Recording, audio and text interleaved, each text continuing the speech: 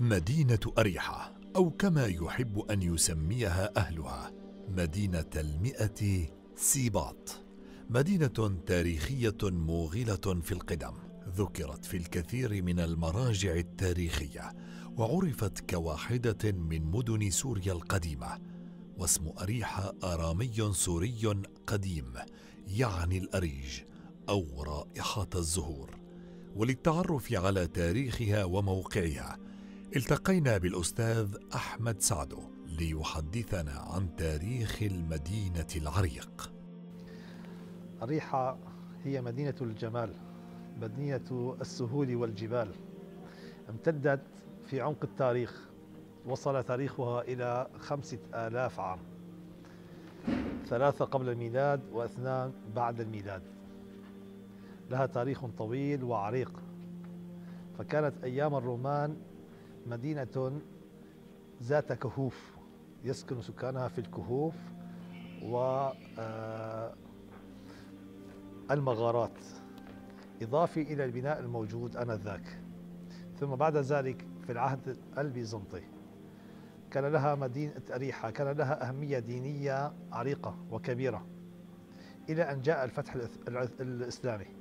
الفتح الإسلامي فتحت أريحة على يد عمرو بن العاص سنة 637 هجري، فتحولت من مدينة وثنية إلى مسيحية إلى إسلامي، فيها كثير من المعابد والأوابد التي تظهر تاريخ هذه المدينة وعمقها في التاريخ. أشهر هذه المعالم الموجودة فيها الجامع الكبير، الحمامات القديمة، الكهوف الموجودة وما زالت حتى الآن، التل الأثري الذي يشهد على عمق تاريخ هذه المدينة.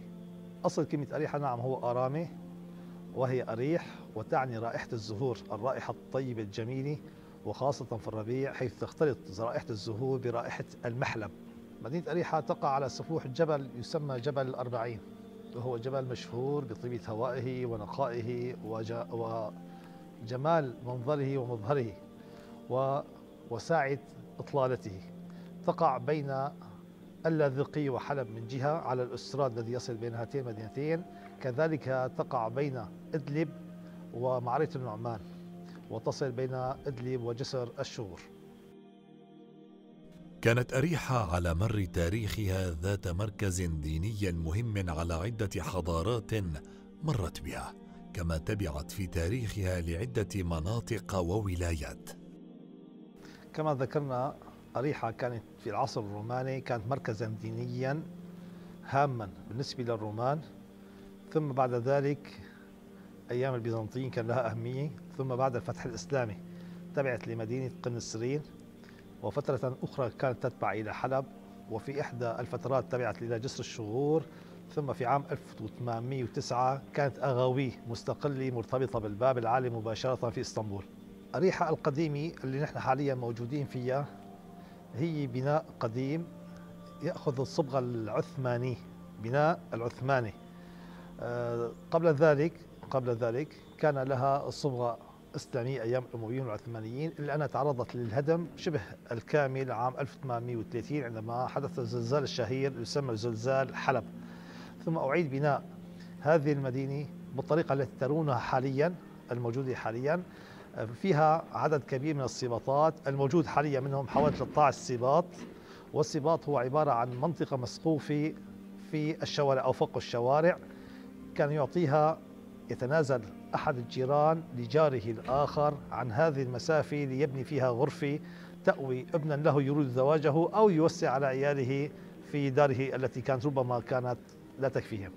في عدة مراحل من التاريخ الحديث فتحت فتحات بالصدفة أو بشكل مقصود، وصل بهذه الفتحات إلى عدة أشياء، منها عندما فتحت في منتصف السوق فتحة بسبب مرور السيارات والمياه وما شابه، فوصلت إلى منطقة عبارة عن بهو، حوله بهو أو شارع يوجد محلات على أطرافه من الجهتين، ويقال أن من نزل إلى هذه المنطقة وجد فيها رفوف، في هذه المحلات رفوف وعليها بعض البضائع التي كانت تالفة. المكان الذي نحن فيه حاليا، حيث نحن يوجد مغارة كبيرة في هذه الساحة. تحت هذه الساحة يوجد مغارة كبيرة تعود إلى العصر الروماني. وجد في عدة لقى أثرية في أريحة، منها الصيني الفضي وكأسين من الفضة، وكذلك وجدت جرة من النقود الذهبي، منها نقود بندقي إيطالي ومنها نقود إسلامي. كذلك وجدت كثير من الآثار في هذه المنطقة، منها ما هو موجود في متحف في دمشق، ومنها ما موجود في متاحف أوروبا أو غير أوروبا. لأريحة فلكلور وتراث متميز في الأعراس سابقاً، كما كان لها قصص في طرد الاحتلال الفرنسي، حيث التقينا العم مالك كنجو ليحدثنا عن تلك القصص وعن سبب تسمية جبل الأربعين بهذا الاسم. هذا اللباس العربي كان نوصي عليه ونجهزه شرويل، اسمه شرويل، جرزومي اندرا كسر، وصدري عجمي، وحطاطة وطائي. يعني هودي من زمان جدودنا، من على زمان التراث الأولي، من على زمان أبو العبسة شيحان، من على زمان كذا هالكبيرين، أحمد أسعد، هل كانوا عنا مستلمين هالرأس العربي ونحن أخذناها وراثي منهم. المهم أخيو، يعني شفت بالحمام عاد نعمل المقابله بالحمام، تلاقي يحطوا كومبيني، يحطوا تبلي، يحطوا هالشيء الموجود، هالفواكه، ينبسطوا، يسقوا، يرقصوا، يزفوا العريس العروس وكذا. اخيو كان ما في حمامين يعني في البيوت، كانوا يتغسلوا بالعتبات. ايه، وهذا على زمان الاعراس. وعلى زمان الطراز القديم، هذا جبل 40، هذا له تاريخه على زمان الفرنساوي عند استحل سوريا هوني، وقاموا فزوا المجاهدين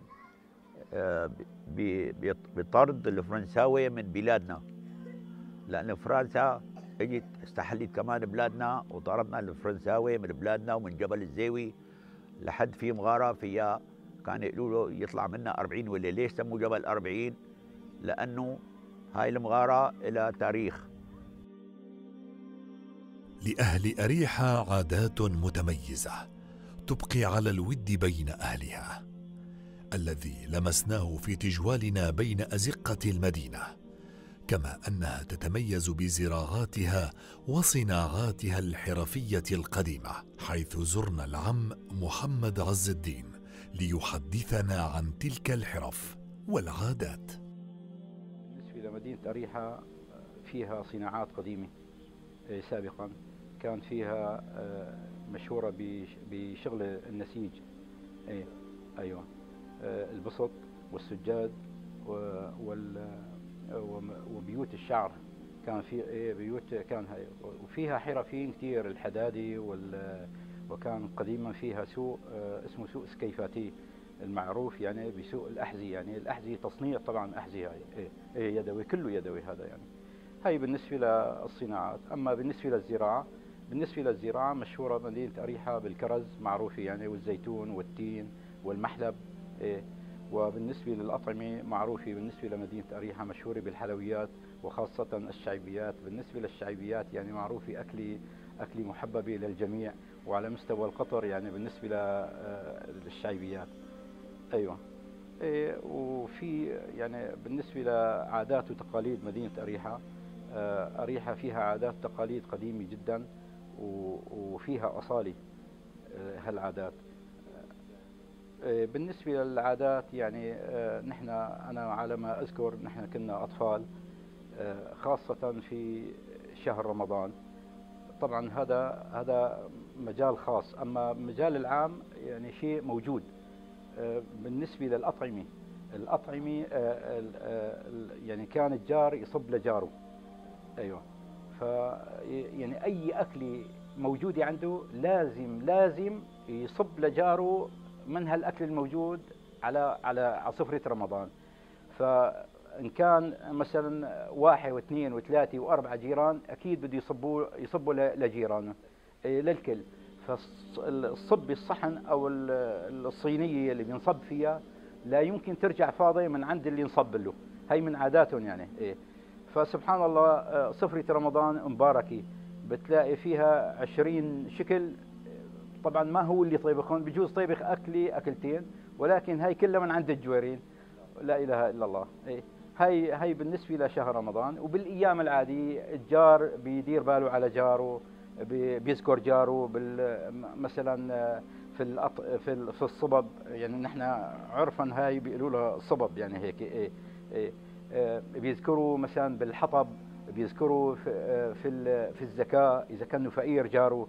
يعني دائما في لحمة قوية جدا جدا بالنسبة لمدينة أريحة. يعني بالنسبة للكرم، بالنسبة للضيافة فضل من الله، يعني معروفة بكرمه وبضيافته يعني، وذلك فضل من الله. يا من على بيت مجدك يا بن أريحة شائعا كسرى، يابا كم شب من لطمة يمينا من جبر كسرى. يابا الخيل يوم الوغى، يابا الخيل يوم الوغى تخضع لكم كسرى. يابا المولى يشهد فعلكم، يابا المولى يشهد فعلكم ما بين عمه وعبس. يابا بالسيف تنحر عدوك من فوق أبجر عبس. يابا انتو الذي للضيف، يابا انتو الذي للضيف ما يوم وجهكم عبس. يابا بالجود سبقت حاتم، يابا بالجود سبقت حاتم يا بن أريحة، وبالعدل كسرى. أوف أوف